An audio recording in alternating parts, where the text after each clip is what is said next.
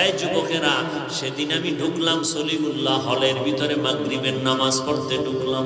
দেখলাম একদল যুবকেরা ফুটবল খেলে, কিন্তু দেখি খেলার মধ্যে আজান যখন হয়ে গেছে, নামাজ যারা পড়ে না তারাও চুপচাপ বইয়া রেস্ট নিতেছে। মুসলমান যুবক কলেজের ছেলেরা সবাই নামাজে গেল। প্রত্যেকটা হলের মধ্যে সুন্দর করে এক একটা মসজিদ দেওয়া আছে, ওযুখানা দেওয়া আছে।